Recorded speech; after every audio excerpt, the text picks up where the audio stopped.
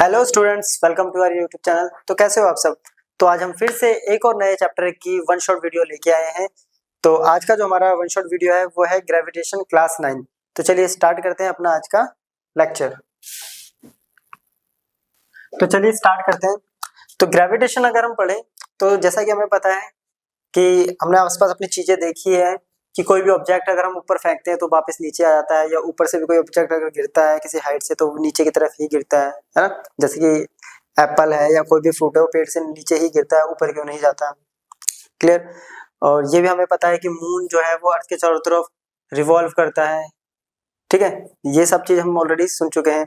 ठीक है, इनके बारे में पता है, लेकिन इनके पीछे के कॉजेज हम पढ़ेंगे। बेसिकली इस चैप्टर में हम इनके पीछे सारे जो रीजंस है, कॉजेज क्या है, क्या कारण है कि मून जो है चारों तरफ रिवॉल्व करता है, अर्थ के प्लैनेट जो है वो सन के चारों तरफ रिवॉल्व करती हैं। तो ऐसा क्या है कि जिसकी वजह से ये सारे फिनोमेना हो रहे हैं। तो ये सब हम डिस्कस करने वाले हैं इस चैप्टर में।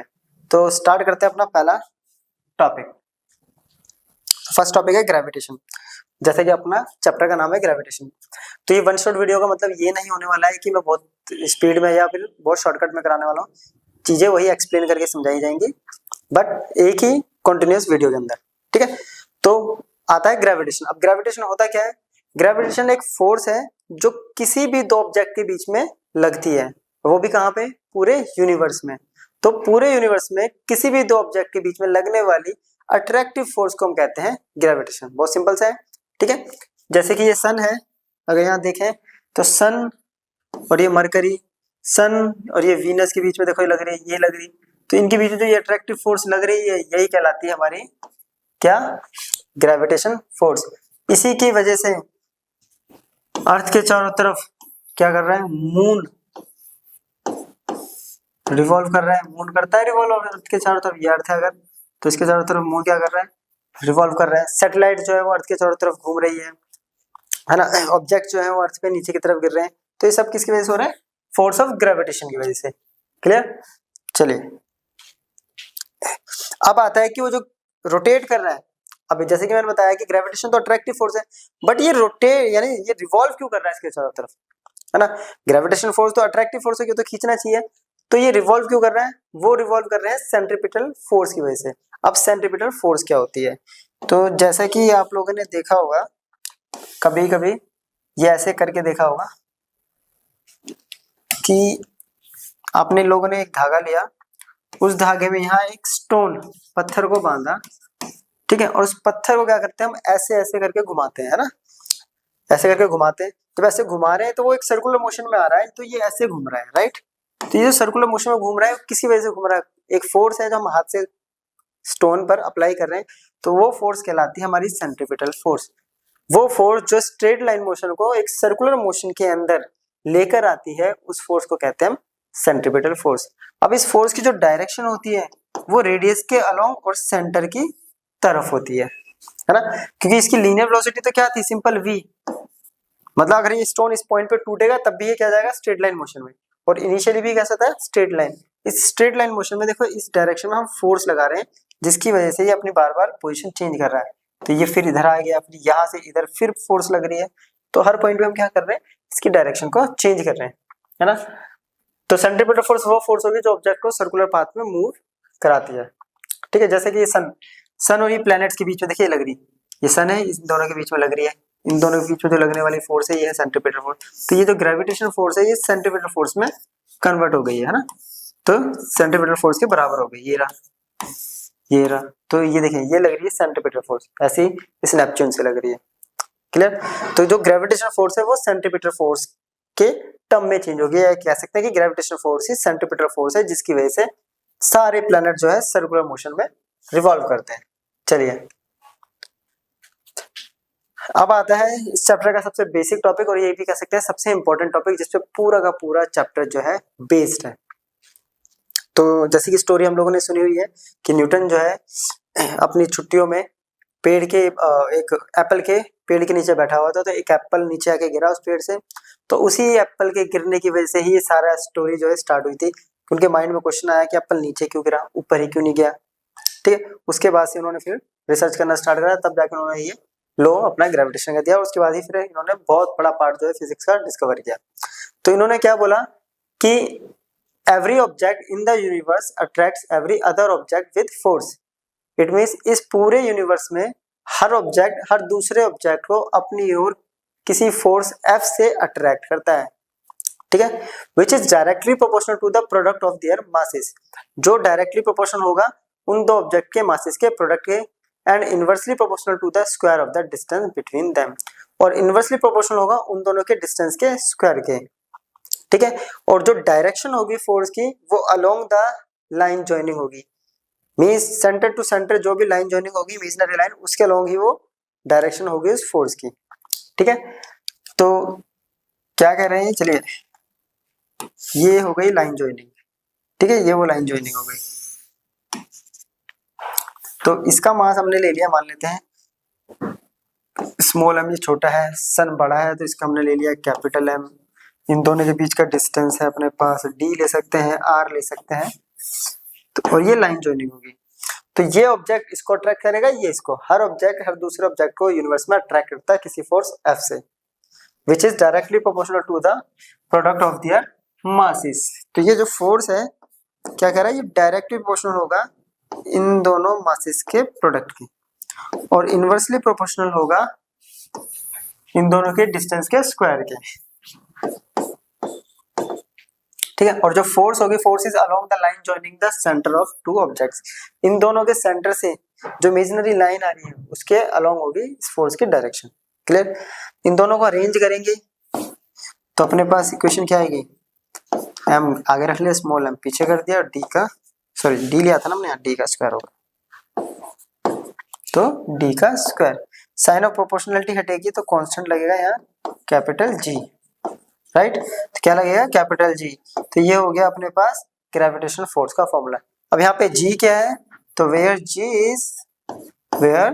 इज यूनिवर्सल ग्रेविटेशन कांस्टेंट, तो पूरे यूनिवर्स के लिए ग्रेविटेशन कांस्टेंट हो गया जी, जिसकी वैल्यू अपने को याद होनी चाहिए, वैल्यू होती है 6.67 into 10 to the power -11 newton metre square per. तो ये वैल्यू भी न्यूटन से हमें दी थी, ठीक है। तो ये हो गया अपना क्या, Newton's law of gravitation, clear. चलिए उसके बाद जो अपने पास वैल्यू है, जो फोर्स का अपने पास जो फॉर्मूला है, अभी क्या है फॉर्मूला कि F equals to G M by D square, ठीक है। इसको हम डिफाइन करेंगे, ठीक है। कैसे डिफाइन करेंगे कि इफ दोनों ऑब्जेक्ट का मासिस अगर हम ले लेते हैं 1 kg, यानी दोनों ऑब्जेक्ट जो है वो सेम मास के हैं और दोनों का मास भी कितना है 1 kg, और इन दोनों ऑब्जेक्ट के बीच का डिस्टेंस हमने कर दिया 1 मीटर। तो F इक्वल्स टू क्या हो गया, G इंटू 1 अपॉन में 1 का स्क्वायर। तो यहाँ से F इक्वल्स टू आ गया G। तो डेफिनेशन क्या बन गई, universal gravitational constant is numerical equal to the gravitation force of attraction between two bodies each of unit mass kept at unit distance from each other. तो universal gravitational force किसके बराबर हो गया, numerically gravitational force of attraction के बराबर हो गया, ऐसी दो बॉडियों के बीच में जिनका मासिस 1 kg हो या 1 यूनिट हो और दोनों के बीच का डिस्टेंस भी कैसा हो 1 मीटर या यूनिट डिस्टेंस। तो ये हो गया हमारा यूनिवर्सल ग्रेविटेशनल कांस्टेंट की डेफिनेशन।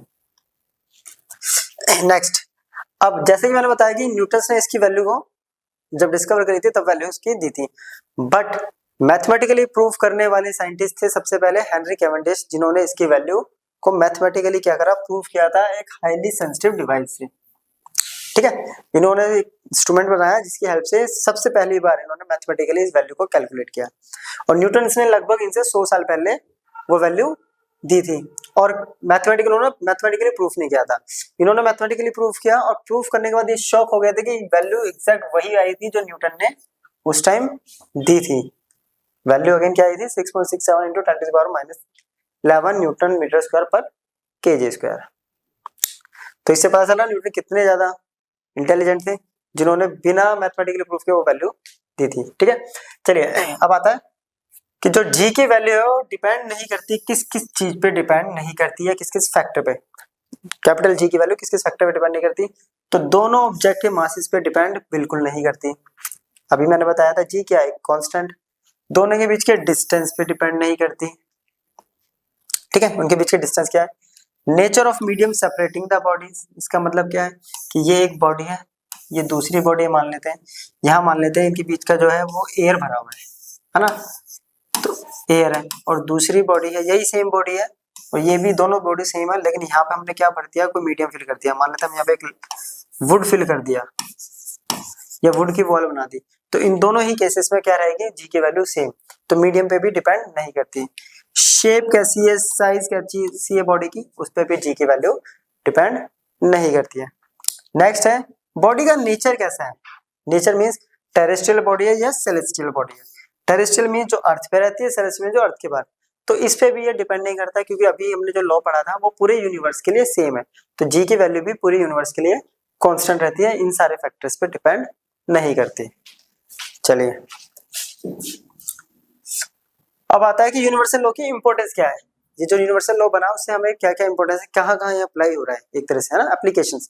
तो बेसिकली यही फोर्स है जिसकी वजह से हम अर्थ पे अभी मैं खड़ा हूँ, आप लोग बैठे हुए हो, तो अर्थ की ग्रेविटेशनल फोर्स ने हमें बांधा हुआ है, ठीक है। बाद में हम पढ़ेंगे इस ग्रेविटेशन, जो अर्थ की ग्रेविटेशनल फोर्स है इसका अलग नाम होता है, तो वो भी हम पढ़ेंगे, ठीक है। जो मून मोशन कर रहा है सन के अराउंड, जो ये रेवोल्यूट कर रहा है, वो किस वजह से कर रहा है, ग्रेविटेशनल फोर्स। अभी बताया था, वो ग्रेविटेशनल फोर्स ही सेंट्रीपिटल फोर्स लगाती है ना। प्लैनेट के चारों तरफ का मोशन, सन के चारों तरफ का मोशन जो प्लैनेट कर रहे हैं वो भी ग्रेविटेशन की वजह से है। ओशियन के अंदर क्या हो रहा है, टाइड्स बन रहे हैं, टाइड्स समझते हैं, लहरें जो बन रही है वो मून और सन के ग्रेविटेशन फोर्स की वजह से बन रही है, ठीक है। तो ये हो गया इंपॉर्टेंस।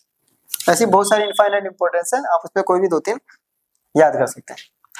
अब आ रहा है gravitation and Newton's third law of motion. Important question है ये कि जैसे कि न्यूटन्स लॉ ने क्या बोला कि हर ऑब्जेक्ट अट्रैक्ट करता है ना, तो इट मींस ये अर्थ एप्पल को अट्रैक्ट कर रहा है, बदले में ये एप्पल भी तो अर्थ को क्या करेगी, अट्रैक्ट कर रहा है फोर्स से, यही कह रहा है ना। अगर अट्रैक्ट कर रहा है तो हमेशा अर्थ ही सॉरी ये एप्पल ही क्यों नीचे गिरता है, या कोई ऑब्जेक्ट होता है वो ही नीचे क्यों गिरता है, सिंपल सी बात है ना। हमेशा क्या होता है, वही हमें दिखाई देता है नीचे गिरते हुए, तो ऐसा क्यों होता है, अर्थ क्यों नहीं मूव करती एप्पल की तरफ, तो उसका ही रीजन हम यहाँ पे करेंगे। मान लेते हैं इसका मास है m और इसका मास है कैपिटल M एप्पल का, ठीक है। दोनों के बीच का सेपरेशन हम ले लेते हैं d, सेंटर टू सेंटर, ठीक है। अगर हम बात करेंगे फॉर एप्पल, तो फोर्स, ठीक है, एप्पल की फोर्स क्या होगी, g mass of earth mass of Apple upon में डिस्टेंस का स्क्वायर, है ना। एप्पल के लिए बात कर रहे हैं कि मान लेते हैं एप्पल इसको अट्रैक्ट कर रहा है अपनी तरफ, एप्पल इसको अट्रैक्ट कर रहा है अपनी तरफ, तो यहाँ क्या होगा, मास इनटू एक्सीलरेशन, ठीक है। क्या होगा, मास इनटू एक्सीलरेशन। कौन फोर्स लगा रहा है, एप्पल लगा रहा है, तो mass into acceleration of earth,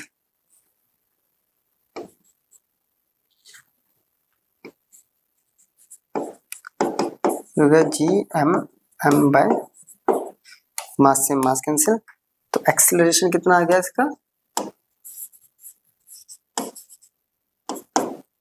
G M upon में डी स्क्वायर, ये हो गया। अब हम बात कर लेते हैं अर्थ के लिए, तो अर्थ तो सेम फोर्स लगा रहा है ना, जी एम अपॉन में टी स्क्वायर, बट ये फोर्स लगा रहा है एप्पल पे, तो मूव कौन कर रहा है, मान लेते हैं एप्पल मूव कर रहा है, तो एप्पल, ठीक है। तो यहाँ किसका मास आ गया, एप्पल का मास, ठीक है, और एक्सेलरेशन किसका आ गया, एप्पल का। चलिए तो ये आ गया जी एम,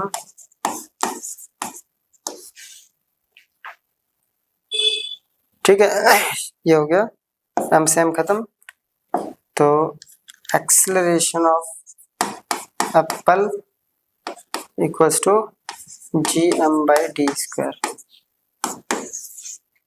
क्लियर है। डिस्टेंस और जी तो इसका अपना क्या हो गया, इक्वल है।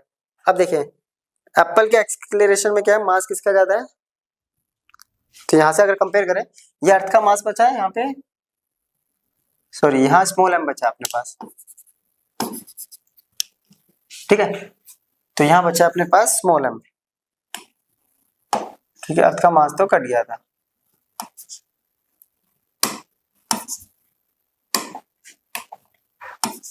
ठीक है, अब देखिए कंपेयर करते हैं जरा, ये मास जो है अर्थ का मास वो बहुत ज्यादा है किसके मास से, एप्पल के मास के। ये अर्थ का मास है, ये एप्पल का मास है। तो यहाँ पे अगर ध्यान से देखें जी और डी तो क्या है, कांस्टेंट। तो जो एक्सेलरेशन है वो डायरेक्टली प्रोपोर्शनल आ रहा है मास पर, है ना, मास पे। अब एप्पल अर्थ का मास ज्यादा है तो एप्पल का एक्सेलरेशन क्या होगा, देखिए यहाँ पे किसका मास है, अर्थ का। तो acceleration of Apple is much greater than acceleration of, कि अर्थ के केस में तो किसका मास बचा है यहाँ पे, एप्पल का। अब जिसका एक्सेलरेशन ज्यादा है तो मोशन में वही दिखाई देगा। तो इसी रीजन की वजह से हमेशा जो है छोटी बॉडी जो है वो मूव करते हुए दिखाई देती है टुवर्ड्स किसके, लार्जर बॉडी। अब लार्जर बॉडी का जो मास इतना ज्यादा है कि उसका एक्सेलरेशन नेग्लिजिबल हो जाता है, जीरो हो जाता है। ठीक है, तो ये रीजन है। और थर्ड लॉ क्यों बोलते हैं, क्योंकि ये इस पे फोर्स लगा रही है तो बदले में ये भी लगा रही है अपोजिट डायरेक्शन में। क्लियर, चलिए अब इस पे कुछ क्वेश्चंस कर लेते हैं। क्वेश्चन है the gravitational force between to object is F. तो दो ऑब्जेक्ट के बीच की ग्रेविटेशनल फोर्स एफ है। If masses of both objects are half without changing the distance between them, what would be the new gravitational force। कह रहा है अगर दोनों का मासेस जो है ऑब्जेक्ट्स का अगर हाफ कर देते हैं और डिस्टेंस को सेम रहने देते हैं, चेंज नहीं करते हैं, तो नई फोर्स क्या होगी। तो देखिए दो ऑब्जेक्ट हैं, इसका मास m1 सेंटर, इसका मास m2, डिस्टेंस हमने मान लिया d इनिशियली। तो इनिशियली जो फोर्स है वो क्या होगी, g m1 m2 by d square. Question first, right. अब क्या कह रहा है कि मास ऑफ बोथ ऑब्जेक्ट्स का हाफ हो गया, यानी जो नया मास है m1 डैश वो हो गया m/2 और जो m2 डैश है वो हो गया m/2, दोनों हाफ हो गए, है ना।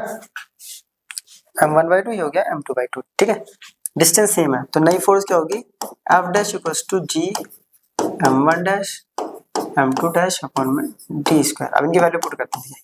m1 डैश जो है वो है m1/2 m2/2 और ये इंटू आ गया d का स्क्वायर। तो ये देखिए ये आ गया 1/4 g m1 m2/d square f dash.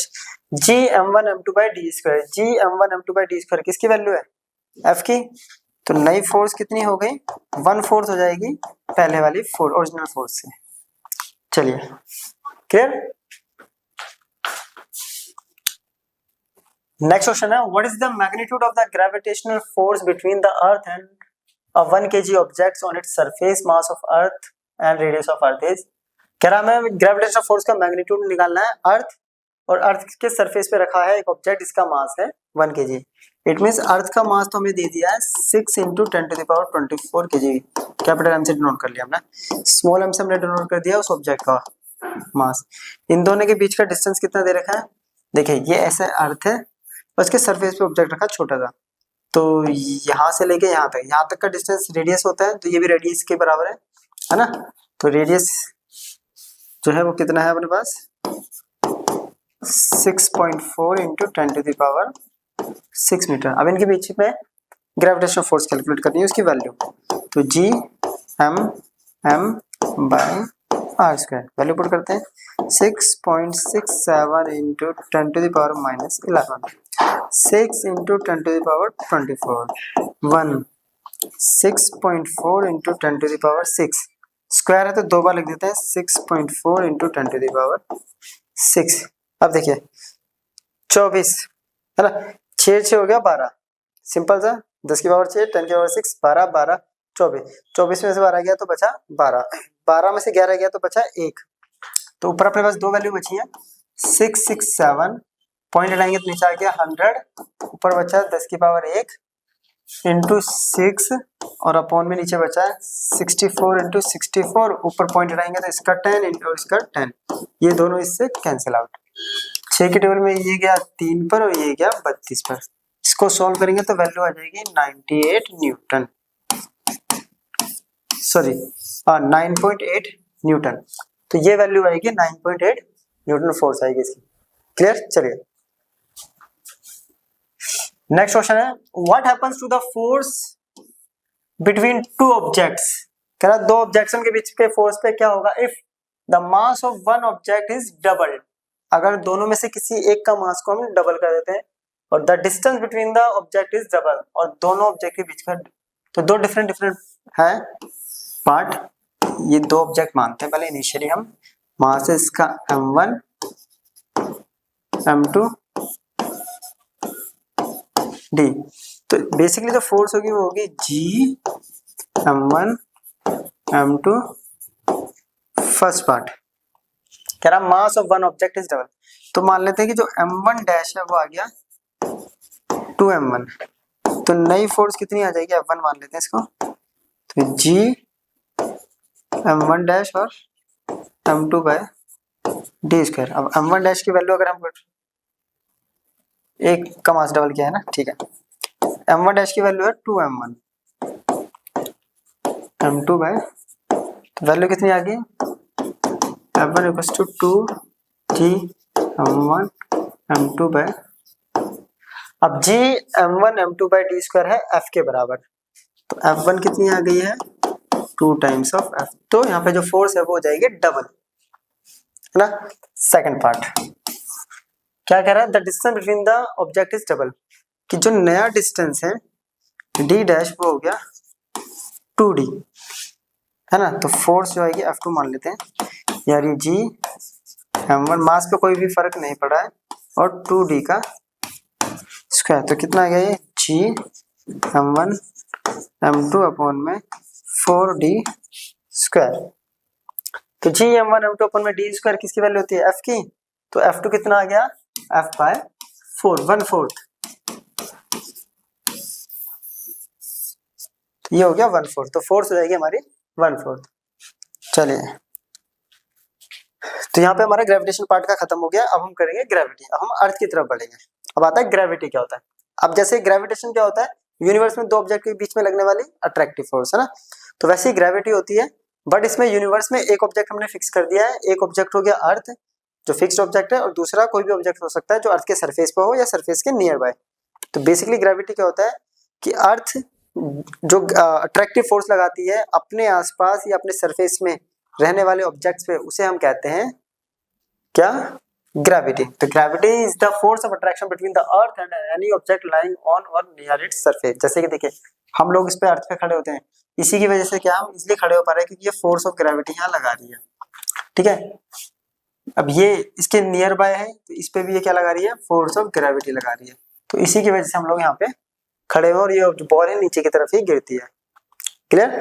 तो ये है ग्रेविटी। अब आता है फ्री फॉल। अब बेसिकली फ्री फॉल होता है क्या है, जब हम किसी ऑब्जेक्ट को ऐसे विदाउट एनी एक्सटर्नल फोर्स क्या कर देते हैं, उसको ऐसे सिर्फ ड्रॉप कर देंगे, यानी ऐसे सिर्फ हाथ को लूज कर देंगे तो वो नीचे की तरफ क्या होता है, वो मूव करने लग जाता है। तो जो नीचे की तरफ मूव कर रहा है, तो इस फिनोमेना को कहते हैं फ्री फॉल। क्या कहते हैं, a body is drop towards the surface of earth then it moves toward the centre of earth due to earth gravity. तो वो किस तरफ मूव करेगा, अर्थ की ग्रेविटी की तरफ, और अर्थ की मतलब अर्थ की ग्रेविटी की वजह से सेंटर की तरफ। सेंटर की तरफ क्यों करता है, क्योंकि जो ग्रेविटी की जो डायरेक्शन है वो होता है टुवर्ड्स सेंटर ऑफ, तो अर्थ अपने सेंटर से लगाता है, क्योंकि हमने अभी पीछे पढ़ा था कि सेंटर टू सेंटर फोर्स लगती है, तो इसलिए ग्रेविटी की जो डायरेक्शन होगी वो टुवर्ड द सेंटर ऑफ अर्थ रहेगी, ठीक है। इसीलिए फ्री फॉल में जो है वो क्या बोला जाता है कि वो सेंटर की तरफ मूव करेगा ग्रेविटी की वजह से, ठीक है।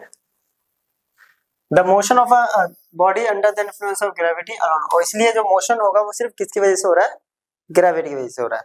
अब होता है क्या, देखिए ये मान लेते हैं हमारा अर्थ है ना, यहाँ अर्थ है और यहाँ ये ऑब्जेक्ट है छोटा सा, इसको इनिशियली जब ऐसे छोड़ा तो इस पे कोई भी फोर्स नहीं लगी, कोई इनिशियल वेलोसिटी नहीं है, यहाँ इनिशियल वेलोसिटी क्या है इसकी 0।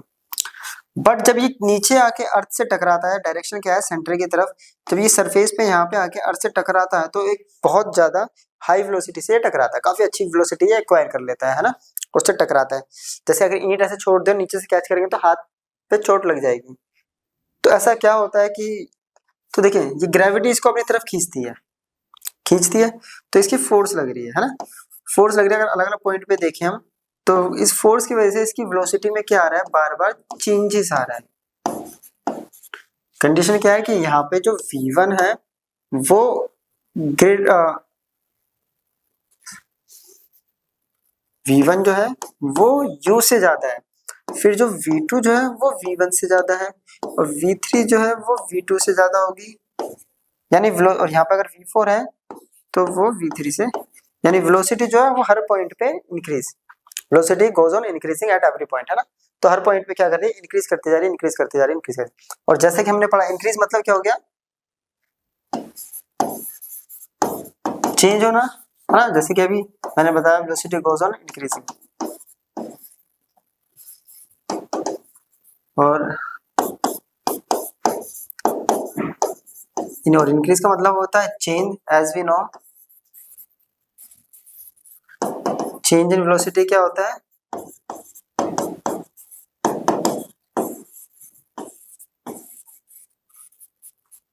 चेंज इन वेलोसिटी होता है एक्सीलरेशन। तो इसको हम क्या कह सकते हैं, एक्सीलरेटेड। तो वो मोशन जो ग्रेविटी की वजह से हो रहा है वो एक एक्सीलरेटेड मोशन है। एक्सीलरेटेड मोशन मतलब उसमें कुछ एक्सीलरेशन आ गया है जिसकी वजह से इसकी वेलोसिटी हर पॉइंट पे इंक्रीज कर रही है।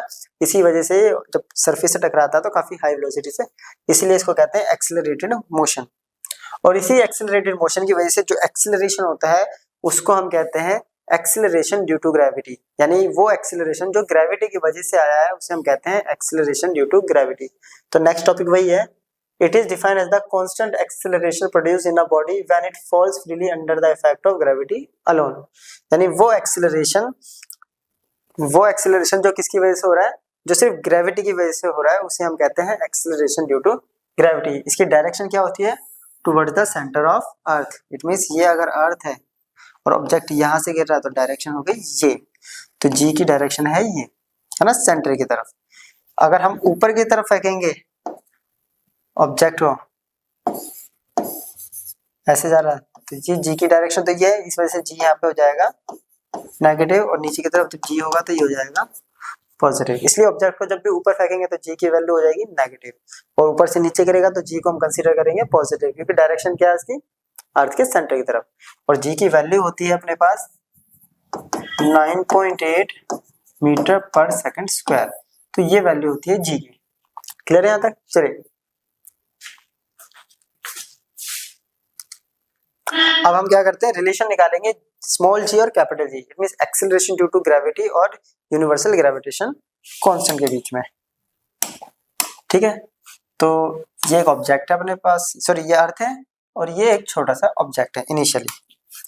तो ये अर्थ है और ये ऑब्जेक्ट है, इन दोनों के बीच का सेपरेशन हो गया स्मॉल आर मान लेते हैं। ठीक है, इसका मास है m और इसका मास है कैपिटल M, ये सेपरेशन हो गया।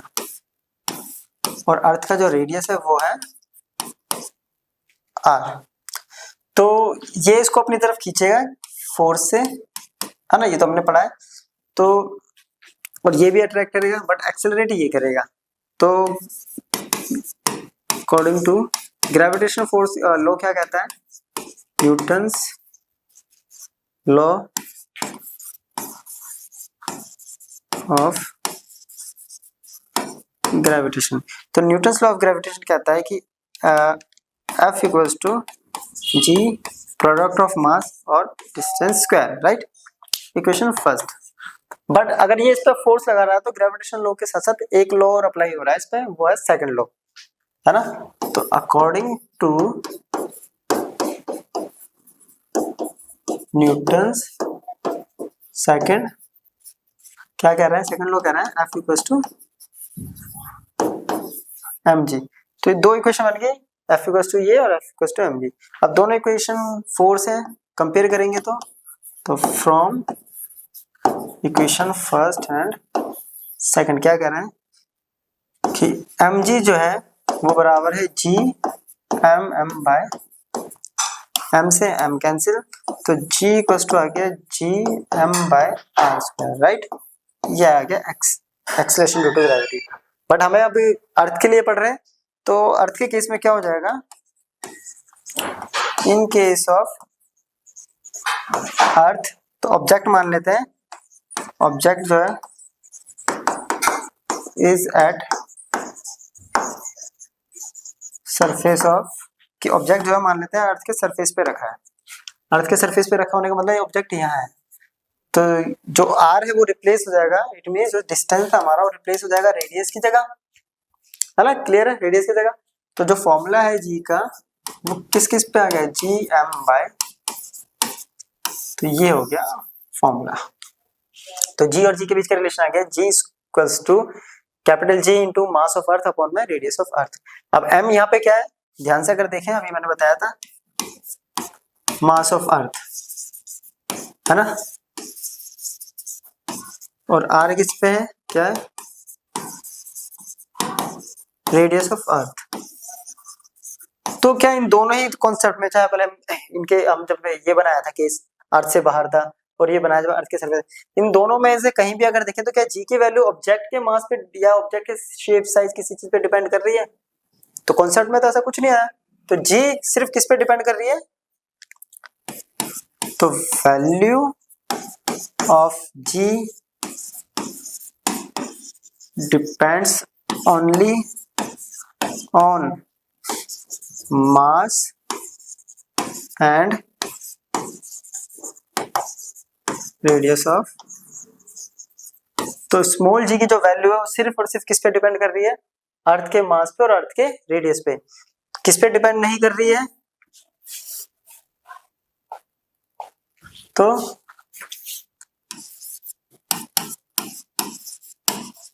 does not depend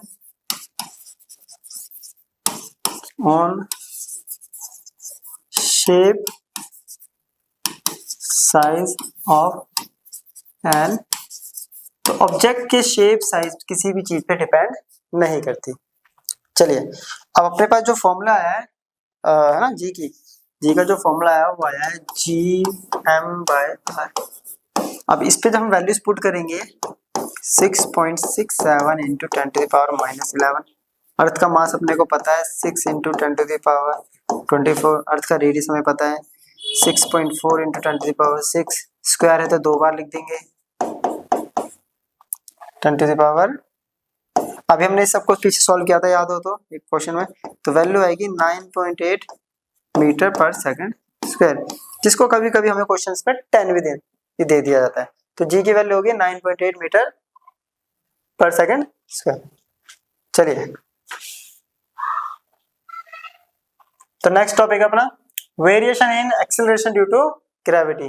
तो एक्सेलरेशन ड्यू टू ग्रेविटी में क्या वेरिएशन होते हैं और किस किस फैक्टर पे डिपेंड करते हैं वेरिएशन, मतलब एक्सेलरेशन जी की वैल्यू जो है किस केस में इंक्रीज होती है, किस केस में डिक्रीज रहती है और किस केस में कांस्टेंट वगैरह रहती है, ठीक है।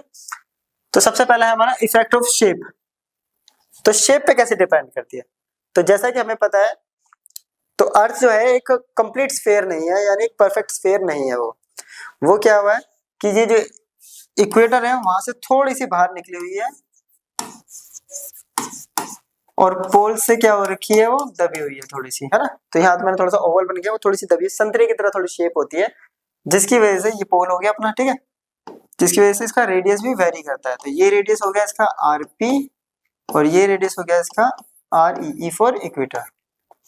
अगर हम बात करें अब पोल के लिए, फॉर पोल, अब पोल के लिए बात करेंगे तो जीपी इक्वल टू होगा कैपिटल जी मास ऑफ अर्थ और अपॉन में इसका रेडियस आरपी का स्क्वायर, और बात करेंगे इक्वेटर के लिए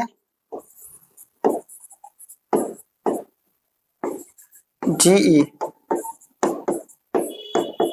राइट, ये हो जाएगा, दो इक्वेशन हो गए अपने पास।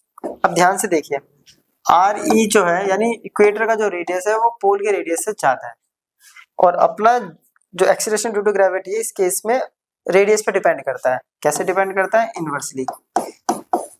अब जिसका रेडियस ज्यादा उसकी एक्सीलरेशन ड्यू टू ग्रेविटी कम, तो इसीलिए एक्सीलरेशन ड्यू टू ग्रेविटी जो है वो पोल पे क्या रहेगी, ज्यादा रहेगी इक्वेटर के कंपैरिजन में, तो इक्वेटर पे जी की वैल्यू कम होगी और पोल पर ज्यादा। चलिए समझ में आया। तो क्या करेंगे, अगर हम इक्वेटर से पोल पे जाएंगे तो जी की वैल्यू क्या होगी, इंक्रीज होगी, है ना, और पोल से इक्वेटर आएंगे तो डिक्रीज होगी। पहला कैसे डिपेंड करती है। दूसरा है, अगर हम किसी ऑब्जेक्ट को अर्थ के सरफेस से ऊपर लेके जाएंगे तो जी की वैल्यू पे क्या इफेक्ट पड़ेगा। ठीक है, तो देखिए जैसे कि अपने को पता है ये अर्थ है, इसका मास m है, इस ऑब्जेक्ट का मास स्मॉल m है, और इन दोनों के बीच का जो सेपरेशन है वो हम रेडियस मान लेते हैं, है ना। तो यहाँ पे अगर हम बात करेंगे इस पॉइंट पे जी की वैल्यू होगी जी एम बाय, सिंपल सा। अब यहाँ से हम इस ऑब्जेक्ट को इस पोजीशन पे लेके गए और ये जो है डिस्टेंस हमने मान लिया हाइट h है, ठीक है। तो हाइट पे निकाल रहे हैं तो ये क्या होगा जी एम। अब डिस्टेंस कितना होगा सेंटर से इसके सेंटर से, आर प्लस एच अपॉन में आर प्लस एच का स्क्वायर, ठीक है। ये हो गया सेकंड इक्वेशन। अब साफ पता चल रहा है अगेन कि जी जो है वो इनवर्सली डिपेंड कर रही है डिस्टेंस के स्क्वायर पे। अब यहाँ पे आर प्लस एच आर से तो ज्यादा ही होगा, राइट। तो जी एच क्या होगी, वो कम हो जाएगी। इसका मतलब क्या है कि जो जी की वैल्यू है एक्सेलरेशन, इसको चलो पूरा लिख देते हैं, acceleration due to gravity decreases with height. तो एक्सेलरेशन ड्यू टू ग्रेविटी जो है वो हाइट के साथ साथ डिक्रीज करेगी, क्योंकि यहाँ पे ज्यादा है और ऊपर जाते जाते कम हो गई है ना। हो गई। अब ये कितनी डिक्रीज हो तो वो भी कर लेते हैं, क्योंकि कई बार इसका यूज हो जाता है। इन दोनों को अगर मैं डिवाइड करूंगा इक्वेशन को, देखिए इधर जी एच अपन में जी अगर हम करते हैं तो जी एच की वैल्यू आ रही है जी एम अपॉन में आर प्लस एच का होल स्क्वायर, और यहाँ आ रही है ऊपर चला जाएगा आर स्क्वायर, नीचे आ जाएगा G M, right. G M से जी एम कैंसिल, तो वैल्यू आ गई आर अपॉन में आर प्लस एच, इसका स्क्वायर और इसका स्क्वायर, दोनों का स्क्वायर कॉमन ले लेते हैं, तो आर अपॉन में आर प्लस एच का स्क्वायर। इस जी को यहाँ ले आते हैं तो जी एच की वैल्यू निकालनी हो कभी तो ऐसे निकाल लेंगे। क्लियर है यहाँ तक। चलिए अगर हम बात करें डेप्थ के साथ, यानी अगर हम ऑब्जेक्ट को क्या कर रहे हैं यहाँ से उठाकर अगर नीचे की तरफ लेके जाएंगे तो क्या होगा, है ना। तो किसके साथ देख रहे हैं हम, विद डेप्थ। तो डेप्थ के साथ देखते हैं हम लोग क्या इस पे इफेक्ट पड़ेगा। तो डेप्थ से जब भी नीचे आएंगे तो यहाँ भी एक्सेलरेशन ड्यू टू ग्रेविटी की अपने जो सिलेबस है उसमें डेप्थ के साथ प्रूफ नहीं है। 11th क्लास में अगर आप साइंस लेते हैं तो उसमें आपको प्रूफ मिलेगा। तो एक्सेलरेशन ड्यू टू ग्रेविटी जो है, ग्रेविटी डिक्रीजेस विद डेप्थ। तो ये क्या करेगी, डेप्थ के साथ डिक्रीज करेगी, ठीक है। डेप्थ के साथ भी डिक्रीज करेगी और हाइट के साथ भी डिक्रीज करेगी। और अगर हम बात करें एट सेंटर ऑफ अर्थ, तो अर्थ के सेंटर के साथ पे क्या होगी, एट सेंटर ऑफ अर्थ, तो जी की जो वैल्यू है वो 0 हो जाती है अर्थ के सेंटर पे, ठीक है। तो फिर मैक्सिमम कहाँ है, तो मैक्सिमम जो है वो एक ही जगह है, मैक्सिमम एट सरफेस ऑफ अर्थ। तो जी की वैल्यू सबसे ज्यादा मैक्सिमम मिलेगी हमें अर्थ के सरफेस पे। सरफेस से ऊपर जाएंगे तो डिक्रीज करेगी, सरफेस से नीचे आएंगे तो डिक्रीज करेगी, और सेंटर पे आके 0 हो जाएगी। चलिए नेक्स्ट टॉपिक है अपना motion of object under the influence of gravity. तो जैसे कि हमने मोशन चैप्टर में पढ़ा था इक्वेशन ऑफ मोशंस, ठीक है, उससे related numerical.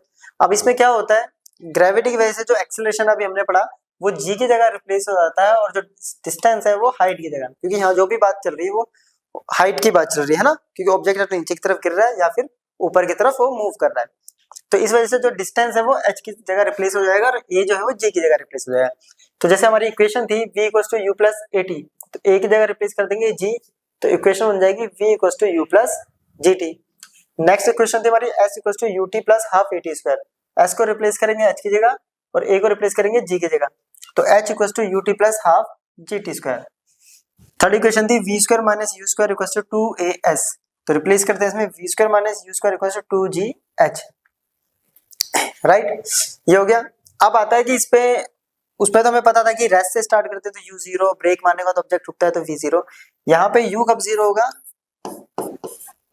When u equals to 0। तो जब ऑब्जेक्ट क्या होगा, falls drop from height, object किसी हाइट से क्या करेगा, फॉल करेगा या ड्रॉप करेगा, तो यूज केस में हम 0 लेंगे। सेकंड आता है कि v कब 0 लेंगे,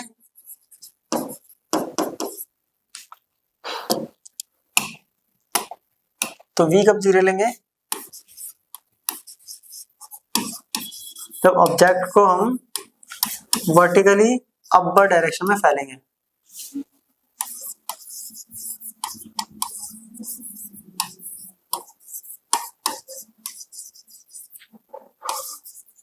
and it reach to maximum height, और ये एक मैक्सिमम हाइट तक पहुंच जाता है, तो इस केस में क्या होगा, v0। तो u0 होगा जब ऑब्जेक्ट को ऐसे हम छोड़ेंगे, ड्रॉप होगा, तो u0, और नीचे से ऑब्जेक्ट ऊपर फेंकेंगे और ऑब्जेक्ट एक मैक्सिमम हाइट रीच करता है, तो उस केस में हमारा फाइनल वेलोसिटी 0 हो जाएगा। क्लियर, ठीक है। तो ये यहाँ भी मैंने ऑलरेडी लिखा हुआ है, ठीक है, कि u कब 0 होगा और v कब 0 होगा। अब आता है जब हम नीचे से किसी ऑब्जेक्ट को ऊपर फेंकते हैं, ये हमारा सरफेस है, तो यहां से हमने एक ऑब्जेक्ट को फेंका ऐसे ऊपर, ठीक है, फिर ये ऑब्जेक्ट वापिस भी आएगा नीचे, ठीक है, सेम डायरेक्शन में ही आएगा, तो मान लेते हैं ये वापिस आ रहा है, तो ऊपर जाएगा, तो ऊपर जाने में जो टाइम लेता है वही टाइम इसको नीचे आने में भी लगेगा, क्योंकि जब ये ऊपर जा रहा है तो एक्सेलरेशन जो है 9.8 वो क्या कर रहा है, हर मीटर पे उस रेट से डिक्रीज कर रही है वेलोसिटी, तो सेम ऊपर से जब नीचे आएगा तो नीचे आते टाइम उसी रेट से इंक्रीज करेगी, है ना। तो ऊपर जाने का जो टाइम होता है उसे हम कहते हैं टाइम ऑफ एसेंट, नीचे जाने का जो टाइम होगा वो होगा टाइम ऑफ डिसेंट। तो टोटल टाइम कितना लगा इसको, तो टोटल टाइम जो इसको लगेगा वो कितना होगा, तो total time equals to time of ascent plus time of, तो दोनों को ऐड करेंगे तो टोटल टाइम हमें मिल जाएगा। तो टोटल टाइम t है, time of accent t small t मान लेते हैं, तो ये भी इक्वल हो गया, तो ये हो गया टोटल टाइम हो गया 2t के बराबर। तो इतना टाइम इसको लगेगा ऊपर से नीचे से ऊपर जाने में, फिर वापस नीचे आने में, ठीक है। तो ये चीजें हमने यहाँ पे मेंशन की हुई है। नेक्स्ट है अपना क्वेश्चन अपना, a toy car falls to the ground in 0.4 second, calculates its speed just before striking the ground, g equals to 10 metre per second square. एक टॉय कार है वो ऊपर से नीचे गिर रही है, तो मतलब इनिशियल वेलोसिटी 0, उसको टाइम लग रहा है गिरने में 0.4 सेकंड, इसकी स्पीड निकालनी है ग्राउंड को जब वो टच करती है तब, और g की वैल्यू दे रखी है 10। अब नीचे गिर रहा है तो g की वैल्यू होगी पॉजिटिव, तो इसके लिए इक्वेशन कौन सी पुट करेंगे हम, v equals to u plus gt। v find out करना है, u 0 है, g 10 है, 10 है 0.4, पॉइंट हटाया नीचे 10 इससे कट गया, तो वेलोसिटी आ गई 4 मीटर पर सेकंड, राइट। तो इस वेलोसिटी से ये ग्राउंड को टकराएगा। चलिए नेक्स्ट क्वेश्चन है, an object is thrown vertically upward to a height of 10 meter, calculate its velocity with which it was thrown upward and time taken by it to reach 10 meter। क्या कह रहा है, एक object को ऊपर की तरफ फेंक रहे हैं, कितनी हाइट पर, 10 मीटर की हाइट पर, ठीक है। अब वो 10 मीटर की हाइट पे जाने पे, है ना, पहुंच गया, जब उस पे पहुंचेगा तो फाइनल वेलोसिटी क्या हो जाएगी, 0। तो जिस वेलोसिटी से उसको फेंका है वो हमें फाइंड आउट करनी है। अब यहाँ पे g की वैल्यू नहीं दे रखी, जब दे नहीं रखी तो हम ले लेंगे 9.8 जो ओरिजिनल वैल्यू है, ठीक है। हाइट अपने को दे दी है, g अपने को दे दिया है, u निकालना है, v अपने को गिवन है, तो इसके लिए इक्वेशन पुट करेंगे, v square minus u square equals to 2gh, right. v square हो गया 0, u स्क्वायर फाइंड आउट करना है। अब ऊपर की तरफ फेंक रहे हैं तो ये माइनस 9.8, और ये हो गया अपने पास, ये कितनी वैल्यू रखी है 10, ठीक है। इसका पॉइंट हटाते हैं, नीचे आया 10, cancel out, minus U square equal to आ गया माइनस 196, माइनस से माइनस कैंसिल, तो यू स्क्वायर इक्वल टू आ गया अंडर रूट 196, और 196 का रूट होता है 14 आ गया 14 मीटर पर। क्लियर? चलिए नोट कर लीजिए इसको। नेक्स्ट क्वेश्चन है, at what height above the earth surface the value of g is half of its value on earth surface given its radius is 6400 kilometre. क्या कह रहा है, अर्थ सरफेस से कितनी हाइट पर g की वैल्यू जो है वो अर्थ सरफेस के कंपैरिजन में हाफ हो जाएगी। देखिए अर्थ सरफेस अगर हम बात करें एट सरफेस, पहले हमें पता होना चाहिए कि सरफेस पे g की वैल्यू कितनी होती है। तो सरफेस पे g की वैल्यू होती है अपने पास gm by R square, right? ये होती है। क्या कह रहा है, एट हाइट, हम मान लेते हैं कितनी हाइट पे, एट हाइट h। तो जो gh है वो कह रहा है कि सरफेस के कंपैरिजन में वो हाफ हो जाएगी, gh जो है g/2 हो जाएगी। ठीक है, अब हाइट के लिए हमने एक कॉन्सेप्ट बनाया था, तो ये हो जाएगा gm अपॉन में r प्लस h का, तो अपने को वो हाइट निकालनी है h। ठीक है, सेकंड इक्वेशन बन गई। अब क्या करते हैं, इस इक्वेशन को इससे डिवाइड कर देते हैं, तो डिवाइड इक्वेशन 2 बाय 1, तो क्या होगा, देखिए यह है gh, नीचे आ गया g, gh की वैल्यू है gm अपॉन में r प्लस h का स्क्वायर, g की वैल्यू हो जाएगी, यहाँ आ जाएगा gm और ऊपर चला जाएगा, तो gm से gm कैंसिल, gh की वैल्यू अपने को दे रखी है g/2 है ना, तो g/2 यहाँ है g, तो ये आ रहा है r अपॉन में r प्लस h, दोनों का स्क्वायर हमने ले लिया कॉमन, g से g कैंसिल, ये स्क्वायर इधर आएगा तो ये बन जाएगा रूट, तो 1/√2 इक्वल्स टू r अपॉन में r प्लस, अब क्रॉस मल्टीप्लाई कर देते हैं, √r equals to r plus h, तो √r equals to r plus h, तो है ना, और √2 है, सॉरी √2r लेके आएंगे इधर, तो h equals to √2r minus r, right? तो अपन लोग यहाँ से r कॉमन ले लेते हैं, यहाँ आ जाएगा √2 माइनस 1, √2 की वैल्यू पता है हम लोगों को 1.414 माइनस 1, माइनस करके आएगा r इंटू 0.414, r की वैल्यू यहाँ दे रखी है अपने को 6400 इंटू 0.414, 0 1 2 3 4, तो ये देखिए 3 है, इसने 2 काट दिया, अब 64 से मल्टीप्लाई कर देंगे 414 को, तो 4146461, ठीक है, 5 16 24 8 24 6 9 4 5 6 2649, तो आंसर आ रहा है अपने पास 26496, एक जीरो है तो पॉइंट लग गया, इतने किलोमीटर हाइट तक इसको हम क्या करेंगे, रेज करेंगे, तब जाके जी की वैल्यू हाइट, मतलब हाइट पे जो जी से कंपैरिजन में जो वैल्यू आती है वो हाफ हो जाती है सरफेस के कंपैरिजन में। क्लियर? चलिए नेक्स्ट टॉपिक है अपने पास मास। अब मास क्या होता है, बेसिकली मास होता है क्वांटिटी, है ना, मैटर की वो क्वांटिटी जो मैटर ने क्या करी है, कंटेंट कर रखी है, उसे हम कहते हैं मास। तो मास एक तरह से प्रॉपर्टी है, तो इसी वजह से मास जो है वो कभी बदलता नहीं है। तो मास क्या होगी, क्वांटिटी ऑफ मैटर जो मैटर ने कंटेंट की हुई है। अब मास की जो यूनिट होती है वो होती है किलोग्राम, इट मींस केजी। अब मास एक स्केलर क्वांटिटी है, स्केलर मतलब इसके पास कोई डायरेक्शन नहीं होती, सिर्फ और सिर्फ मैग्नीट्यूड होता है, जैसे 5 किलो 6 किलो, तो ये नहीं होता कि 5 kilo downward upward left right, ऐसा कुछ नहीं होता। क्लियर? अब मास जो होता है वो ऑलवेज कांस्टेंट रहेगा, ठीक है, मास की वैल्यू ऑलवेज कांस्टेंट, और mass can never be zero, mass कभी भी जीरो नहीं होता। अब मास जो है वो अभी मैंने बताया स्केलर क्वांटिटी, इसलिए वो नेगेटिव भी नहीं होगा, ऑलवेज पॉजिटिव। मास को अगर मेजर करना है तो mass of body is measure of its inertia, ये हमने लॉज ऑफ मोशन पढ़ा था कि जिस बॉडी के पास ज्यादा मास है उसके पास ज्यादा इनर्शिया है, तो उसकी स्टेट चेंज करने के लिए उतनी ही ज्यादा हमें फोर्स की रिक्वायरमेंट पड़ती है ना। मास अगर मेजर करना है तो उसके लिए हमें यूज करना पड़ता है ऐसा बीम बैलेंस। इसमें क्या करते हैं, एक तरफ हम यहाँ पे लोहे के जो बार टूथ कहते हैं उसको वो रखते हैं, और दूसरी तरफ सामान, तो ये कंपैरिजन हो जाता है कि इतना मास हम यहाँ पे मेजर करके लेके आए, तोल करके लेके आए, ठीक है। अब बॉडी का जो मास है उसके ऊपर किसी अदर बॉडी के प्रेजेंस होने या एब्सेंस होने से कोई इफेक्ट नहीं पड़ेगा।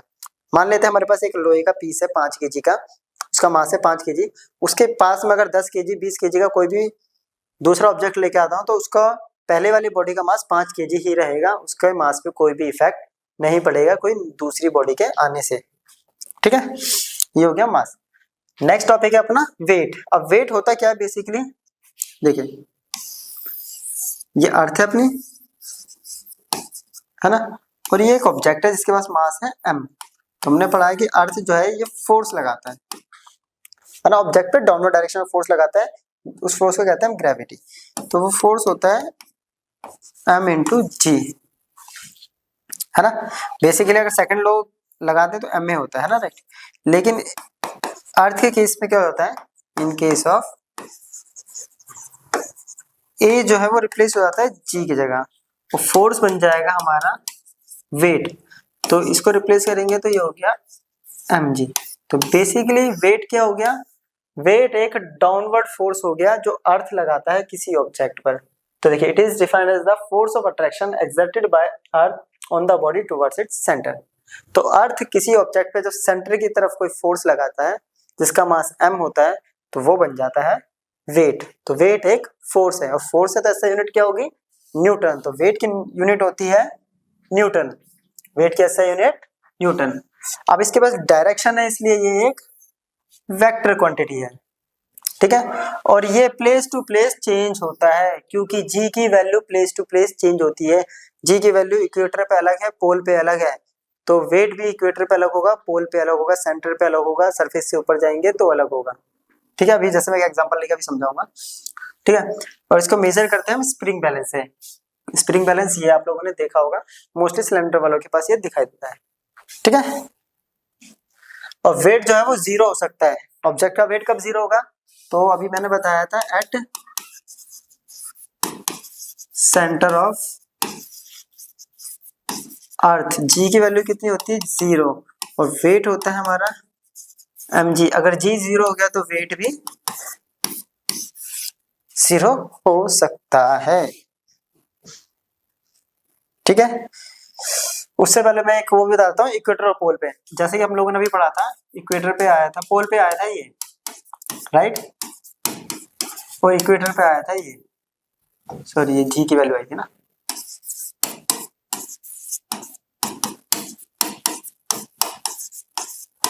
राइट। तो वेट कितना होगा पोल पे, mgp, mgp की वैल्यू कितनी है, राइट, ठीक है। ये हो गया पोल पे। तो इक्वेटर पे भी सेम हो जाएगा, जी की वैल्यू कितनी है, जी एम अपॉन में। अब यहाँ से जरा कंपेरिजन करते हैं, वो हमने कंपेयर किया था, फिर करते हैं कि जो आर ही है वो आर पी से ज्यादा है। तो जिसका रेडियस ज्यादा उसका वेट कम, तो वेट कहाँ कम होगा अगेन, तो पोल पे वेट ज्यादा होगा एज कंपेयर टू इक्वेटर। जैसा कि मैंने अभी बताया था पोल पे वेट ज्यादा होगा, इक्वेटर पे कम, इसीलिए जो वेट है वो वेरी करता है प्लेस टू प्लेस। अब है हमारा मास और वेट में डिफरेंस। ये बहुत बार पूछा जाता है, ठीक है, क्वेश्चन कि difference between mass and weight. तो मैंने यहाँ पे 4-5 कुछ पॉइंट्स लिखे हैं, आप इसकी डेफिनेशन है एक वो भी लिख सकते हैं, 6 पॉइंट्स बन जाएंगे हमारे। पहला पॉइंट कि मास जो है वो एक स्केलर क्वांटिटी है और वेट होती है एक वेक्टर क्वांटिटी है। इट मींस मास के पास डायरेक्शन नहीं होती, उसके पास डायरेक्शन होती है, ठीक है। मास जो है वो कांस्टेंट रहता है, बट वेट जैसे कि अभी मैंने बताया प्लेस टू प्लेस वेरी करता है। तो वेट जो है वो जगह के अकॉर्डिंग बदलता रहता है। Mass can never be zero, mass कभी जीरो नहीं होगा क्योंकि ये क्या है, प्रॉपर्टी है, क्वांटिटी है, तो मैटर कभी खत्म नहीं होता। वेट जीरो हो सकता है कहाँ पे, सेंटर पे भी जीरो हो सकता है, और जहां भी ग्रेविटी नहीं है, फ्री स्पेस पे भी ग्रेविटी नहीं है, वहां भी वेट जीरो हो सकता है। मास को हम मेजर करते हैं बीम बैलेंस से, वही वेट को हम मेजर करते हैं स्प्रिंग बैलेंस से। और मास की ऐसा यूनिट होगी किलोग्राम, और वेट की अभी बताई थी ऐसा यूनिट होगी न्यूटन। तो ये आपके पास हो गए 5 डिफरेंस। एग्जाम में 2 या 3 पूछता है तो आपको 5 याद होंगे तो आप और बहुत इजीली इसको लिख पाएंगे। नेक्स्ट है weight of an object on the moon. किसी ऑब्जेक्ट का वेट मून पर क्या होगा, ठीक है। तो पहले हम कंसीडर करते थे late us consider an object of mass m। हमने एक ऑब्जेक्ट कंसीडर किया जिसके पास मास है m, ठीक है, m मास है। तो अगर हम बात करें earth, at surface of earth, earth के सरफेस पे इसकी g की वैल्यू होती है G M of earth upon में radius of earth, right. Mass पे तो डिपेंड करती नहीं है, तो वेट कितना होगा इसका अर्थ पर, m इंटू जी, अर्थ का acceleration due to gravity. m तो हमने मास कंसीडर किया, ऑब्जेक्ट का मास है m, g की वैल्यू जी एम ई अपॉन में आर ई स्क्वायर, राइट। ये आ गया first equation. Similarly at surface of moon, moon के सरफेस पे, ठीक है, तो फिर से वही मून के लिए हो जाएगा जी मास ऑफ मून और रेडियस ऑफ मून, और वेट कितना हो जाएगा मून पर M G M, G M की वैल्यू यहाँ से पुट करेंगे एम जी एम अपॉन में, अपने को मून का निकालना है अर्थ के कंपैरिजन में, तो जिसका निकालना होता है उसको ऊपर, it means divide equation 2 by equation 1। Equation 2 रख दिया हमने,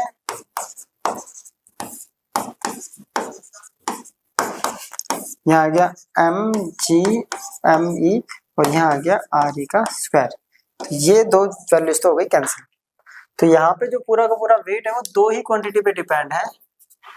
अगर ध्यान से हम देखें, ऊपर तो बच रहा है रेडियस ऑफ अर्थ और नीचे बच रहा है रेडियस ऑफ मून, दोनों के पास स्क्वायर है तो हमने यहाँ कॉमन ले लिया, और साथ साथ बच रहा है मास ऑफ मून और मास of earth.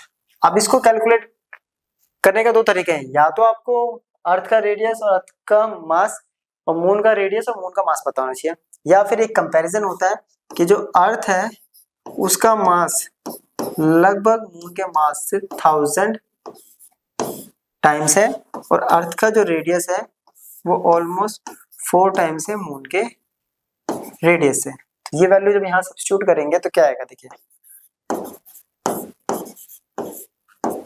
R E 4r m, ठीक है, नीचे है r square, mm as it is, me 100 times of,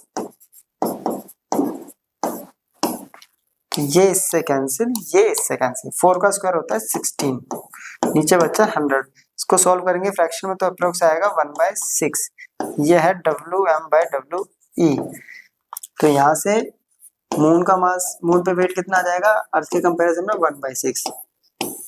तो इसका मतलब क्या है कि एक ऑब्जेक्ट जिसका वेट अर्थ पे, अगर वेट कितना है अर्थ पे 60 न्यूटन, ठीक है, तो मून पे कितना हो जाएगा उसका बेसिकली 1/6 इंटू 60, तो 10 न्यूटन हो जाएगा।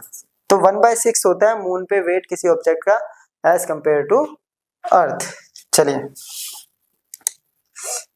अब है क्वेश्चन, तो यहाँ पे हमारे टॉपिक्स तो कवर हो गए, अब रह गए 2-3 क्वेश्चन को कर लेते हैं। A body weigh 90 newton on the surface of earth, how much will it weigh on the surface of Mars whose mass is 1/9 and radius is 1/2 of that of the earth। एक object है ना, वो object का wait कितना आ रहा है अर्थ पर, तो 90 न्यूटन, ठीक है, 90 न्यूटन आ रहा है। चलिए कोई प्रॉब्लम नहीं है, और ये वेट किसके बराबर होता है, सबसे पहले तो हमें ये पता होना चाहिए, है ना। तो वेट किसके बराबर होता है ये, अब वेट इक्वल्स टू बेसिकली अपने पास होता है mg, है ना, g ऑफ अर्थ, और इसको जब रिप्लेस करते हैं तो वैल्यू आती है m ऑफ अर्थ अपॉन में रेडियस ऑफ अर्थ, ठीक है। तो इसके बराबर आता है हमारा वेट, और यहां से अगर हम एक्सीलरेशन ड्यू टू ग्रेविटी निकालने वाले हैं, कैसे भी कर सकते हैं, ठीक है, तो हम लोग एक्सीलरेशन ड्यू टू ग्रेविटी निकालते हैं, तो g की वैल्यू आ गई G_m_e/re², राइट। तो हमें निकालना है वेट कितना होगा, ये आ गया हमारा। और चलिए कोई नहीं, ये वेट के बराबर डायरेक्ट इसी को कर देते, ज्यादा लंबा नहीं लेके जाते। तो ये अपने को वैल्यू दे रखी है 90 न्यूटन, है ना, ये 90 न्यूटन दे रखी है वेट। अब कह रहा है कि ये मार्स पे, मार्स, अब हम बात करते हैं 4। मार्स का जो मास है उसको हम ले लेते हैं, कैसे ले, अर्थ का मास एम लिया तो मार्स का मास mm, ये है 1/9 ऑफ मास ऑफ अर्थ, और इसका जो रेडियस है वह है 1/2 ऑफ रेडियस ऑफ अर्थ। अब इसके अकॉर्डिंग फॉर्मूला अगर हम बनाएंगे वेट ऑन मास तो क्या हो गया m मास, तो ये तो एज इट इज रहेगा g mm और अपॉन में rm का स्क्वायर, राइट। और यहाँ वैल्यू पुट करते हैं, mm की जगह 1/9 ऑफ me, और ये चलिए m g, इसकी जगह वैल्यू पुट करते हैं 1/9 ऑफ मास ऑफ अर्थ, और नीचे कितना है, राइट, और नीचे है 1/2 इसका स्क्वायर। चलिए सॉल्व करते हैं, ये आ गया m g, ये तो 1/9 आ गया एज इट इज, ठीक है, m e, नीचे आ गया r e का स्क्वायर, ये 2 का स्क्वायर 4 ऊपर जाएगा तो ये बन गया 4, ये बन गई 2 इक्वेशन, ठीक है, एक इक्वेशन ये बन गया अपने पास। अब जिसका मास वेट हमें निकालना है उसको ऊपर रखते हैं, तो डिवाइड इक्वेशन 2/1 Wm अपॉन में We, ये आ रहा है 4/9 mg_me अपॉन में re का स्क्वायर, ये वैल्यू है ये रही, तो नीचे आएगी ये mg_me और इधर आ गया re स्क्वायर, ये पूरी वैल्यू इससे कैंसिल आउट। We को इधर ले जाते हैं, तो Wm इंटू We, और We हमें दे रखा है 90, तो Wm है ना, मार्स पे निकालना है, तो 4/9 इंटू 90, ये गया 10, तो सिंपल सा मार्स पे हो जाएगा 40 न्यूटन। चलिए next question, a body has weight of 98 newton on the surface of earth, what will be its mass and weight when taken to the centre of earth. एक body है, उसका weight 98 newton है on surface of earth के surface पे, है ना, कितना है 98 न्यूटन, इसका मास कितना होगा, व्हाट विल बी इट्स मास, इसका मास कितना होगा और वेट कितना होगा जब इसको अर्थ पे लेके जाएंगे। अब मास तो क्या होता है कि कहीं भी लेके जाइए चेंज नहीं होता, कांस्टेंट रहता है। अब वेट हमने पढ़ा है कि जो वेट होता है वो होता है मास इनटू ग्रेविटी, है ना, अर्थ की ग्रेविटी, ये हमें पता होता है। तो m इक्वल टू हो गया We अपॉन में GE, We हमें दे रखा 98, G की वैल्यू होती है 9.8, इसको इधर करेंगे 10, खत्म। तो मास बेसिकली आ गया अपने पास 10 kg, तो मास तो निकल गया 10 kg, है ना।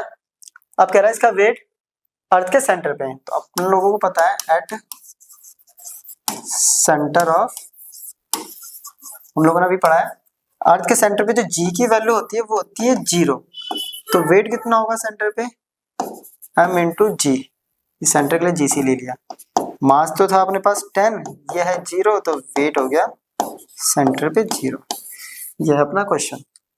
चलिए नेक्स्ट क्वेश्चन है, अ man weigh 600 newton on the earth, what is its mass, ठीक है, G equals to 10 metre per second square, if he were taken on the moon his weight would be 100 newton, what is his mass on moon, what is his acceleration due to gravity on the moon.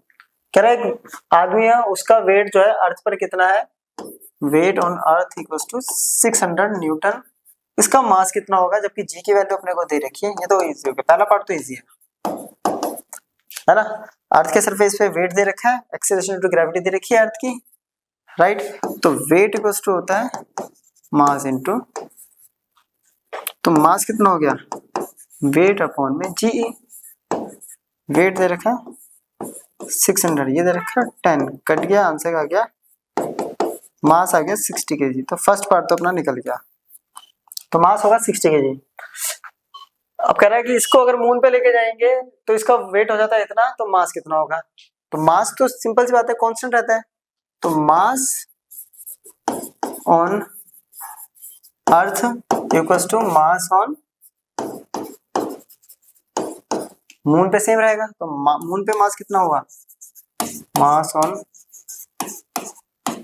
Moon equals to 60 kg। चलो second part निकल गया। कह रहा है what is his mass on moon, what is acceleration due to gravity on moon पे। Acceleration due to gravity की क्या value होगी? तो देखिए मून पे अपने को वेट दे रखा है 100 न्यूटन, तो और वो वेट बराबर होता है m इंटू जी एम। ये जी एम निकालना है, तो G M equals to W M upon में एम। अब इसका हमें दे रखा है कितना? 100, और m अपने पास आया है 60। ये रहा, डिवाइड करेंगे 1 40, इट मीन्स 64060, तो 1.67 मीटर पर सेकंड स्क्वायर। तो ये आ जाएगी मून पर एक्सेलरेशन ड्यू टू ग्रेविटी की वैल्यू। क्लियर? तो ये थे हमारे आज की लेक्चर वीडियो, जिसमें हमने पूरे ग्रेविटेशन को एक शॉट में कवर कर लिया है, जिसमें हमने कुछ न्यूमेरिकल्स भी करे, पूरा ग्रेविटेशन को एक्सप्लेन किया है। अब हम मिलेंगे किसी और नेक्स्ट वीडियो में एक और नए वन शॉट के साथ, तब तक के लिए गुड बाय।